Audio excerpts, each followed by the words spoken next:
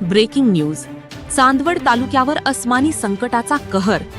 नमस्कार, आपण पाहत आहात 24x7 न्यूज रिपोर्ट. आजची सर्वात मोठी आणि धक्कादायक बातमी नाशिक जिल्ह्यातील चांदवड तालुक्यातून.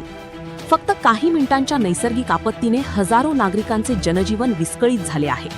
चक्रीवादळ, गारपीट, वादळी पाऊस आणि विजांच्या कडकडाटाने संपूर्ण परिसर हादरून गेला आहे. दिनांक 7 जून 2026 सायंकाळी साधारण 7 वाजण्याच्या सुमारास चांदवड तालुक्यातील वडगाव पंगू, कातरवाडी, रापली, वागदर्डी, रायपूर, भडाणे आणि मनमाड परिसरावर निसर्गाचा कहर कोसळला. क्षणात वातावरण बदलले, आकाश काळवंडले, विजांचा प्रचंड कडकडाट सुरू झाला आणि त्यानंतर सुरू झाला वादळी वाऱ्यांचा रौद्र अवतार. गावोगावी भीतीचे वातावरण निर्माण झाले. या वादळाचा सर्वात मोठा फटका बसला तो शेतकऱ्यांच्या सोलर प्रकल्पांना. कातरवाडी येथील अतुल लहान सोनवणे, वडगाव पंगू येथील बबन आबासाहेब चव्हाण आणि सुनील आबासाहेब चव्हाण यांचे लाखो रुपये खर्चून उभारलेले सोलर प्रकल्प अक्षरशः उडून गेले. तर आशाबाई मोठा भाऊ जाधव यांच्या सोलर प्लांटवर मोठे झाड कोसळल्याने संपूर्ण यंत्रणा गंभीरपणे नुकसानग्रस्त झाली आहे. शेतकऱ्यांच्या डोळ्यांसमोर त्यांच्या कष्टाचे स्वप्न काही क्षणात उद्ध्वस्त झाले. फक्त शेतीच नव्हे तर पोल्ट्री व्यवसायालाही मोठा फटका बसला आहे. वडगाव पंगू येथील सीमा यास्मीन मिरकासिम अली यांचा पोल्ट्री फार्म वादळात उद्ध्वस्त झाला. तर वागदर्डी येथील सचिन अनिल गांगुर्डे यांचा अंडी उत्पादन प्रकल्पही वादळाच्या तडाख्यात गंभीरपणे नुकसानग्रस्त झाला. अनेक पक्ष्यांचे आणि साहित्याचे नुकसान झाल्याची माहिती समोर येत आहे. शेतीचे नुकसान. शेतकऱ्यांचे आधीच आर्थिक संकट सुरू असताना या वादळाने आणखी एक मोठा घाव घातला आहे. वडगाव पंगू येथील गणेश दिनकर चव्हाण यांचा उन्हाळी कांदा पावसात पूर्ण भिजल्याने मोठे आर्थिक नुकसान झाले. तर सतीश सोमनाथ चव्हाण यांच्या शेतातील वीज ट्रान्सफॉर्मर कोसळल्याने शेतीपंप आणि विद्युत यंत्रणा ठप्प झाली आहे. भाऊराव भीमराव पगार यांच्या गायीवर मोठे झाड कोसळल्याने त्या गायीचा जागीच मृत्यू झाला.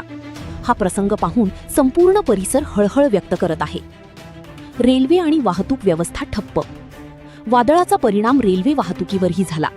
मनमाड नाशिक मुंबई रेल्वे मार्गावर मोठी झाडे कोसळल्याने सुमारे 1 तास रेल्वे वाहतूक बंद ठेवावी लागली.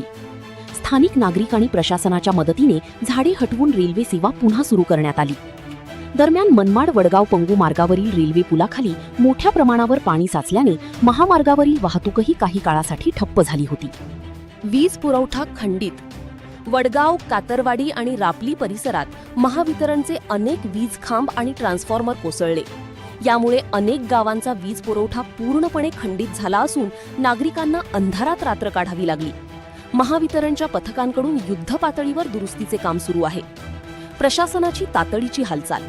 घटनेची माहिती मिळताच समाजसेवक भागवत झालटे यांनी तलाठी भारत सूर्यवंशी यांच्यासह नुकसानग्रस्त भागाची प्रत्यक्ष पाहणी केली.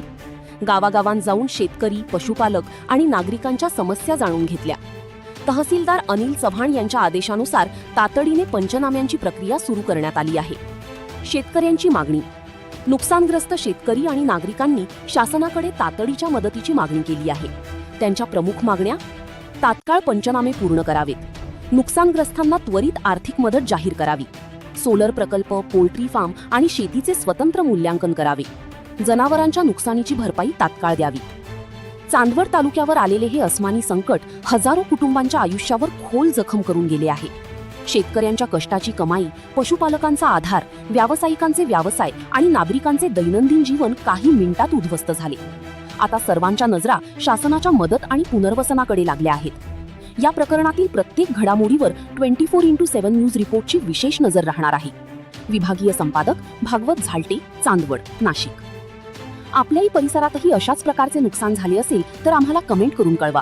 व्हिडिओ लाईक करा, शेअर करा आणि 24x7 न्यूज रिपोर्ट चॅनलला सबस्क्राईब करायला विसरू नका. तुमची काय नुकसान झाली शेतकरी म्हणून तुम्ही काय सांगू शकता? मी रवींद्र आबासाहेब चव्हाण, राहणार वडगाव पंगू.